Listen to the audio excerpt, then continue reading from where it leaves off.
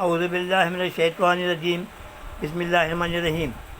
میرے عزیز ہمارے دنیا بھر کے ساتھیوں، السلام علیکم۔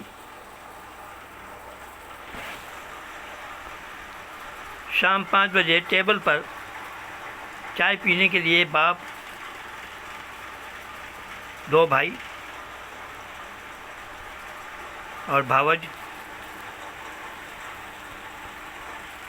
چائے پینے بیٹھی، اور ایک بہن بھی ان کی تھی۔ تو اتنے میں چائے پی رہے تھے تو سامنے سے وہ جو بہن تھی اپنے بچے کے ساتھ کچھ چھٹیاں گزارنے کے لیے ان کے گھر آئی تھی، اپنی ماں باپ کے گھر۔ تو وہ آ کے کھڑی ہوئی، چائے کو تو خیر نہیں پوچھا، لیکن سب نے یہ سوال کیا کہ تمہیں یہاں 4 دن ہو گئے ہیں، تم کیوں، کیا بات ہے، اللہ خیر کرے، لڑ جھگڑ کے تو نہیں آئی ہو؟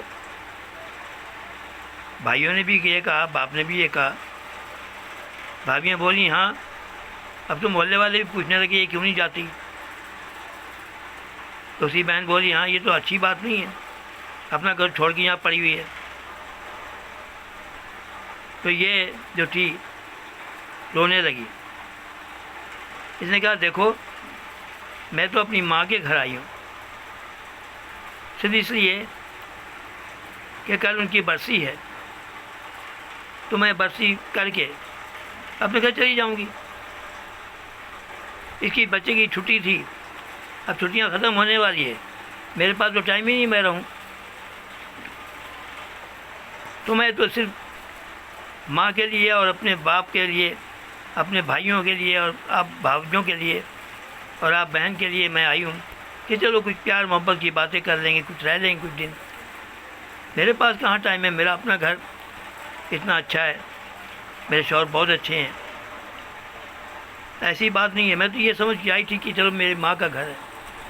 رو رو کے بیان کرنے لگی، والد صاحب میرا کوئی جھگڑا وگڑا کسی سے نہیں ہوا، آپ کو جو سوچنا بھی نہیں چاہیے تھا، میں تو صرف آپ لوگوں کی محبت لینے کے لیے آئی تھی، مجھے کیا پتہ تھا کہ ماں کے مرنے کے بعد گھر ماں کا نہیں رہتا۔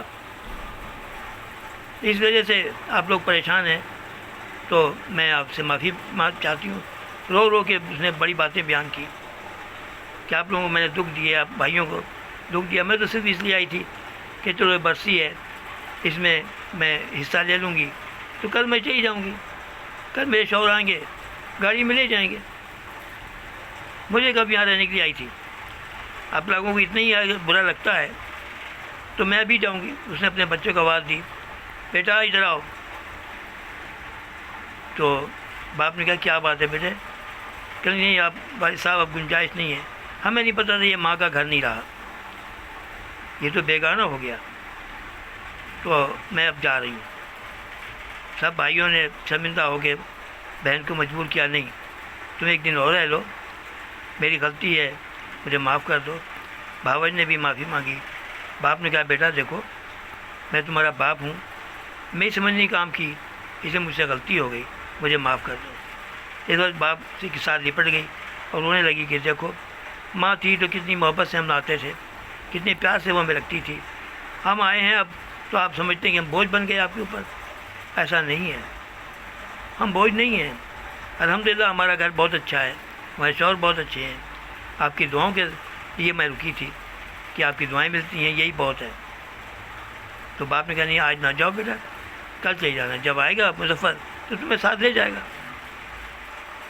تو کہنے گی اگر آپ کہتے ہیں تو میں رک جاتی ہوں، کیونکہ ماں کی برسی ہے، اس میں حصہ لے لوں گی، آئندہ میں سوچ سمجھ کے آؤں گی۔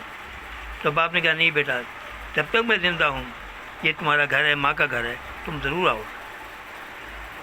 دیکھیں ایسا بھی ہوتا ہے کہ ماں کے مرنے کے بعد گھر بیگانہ ہو جاتا ہے بچیوں کے لیے، ایسا نہ ہونے دیں۔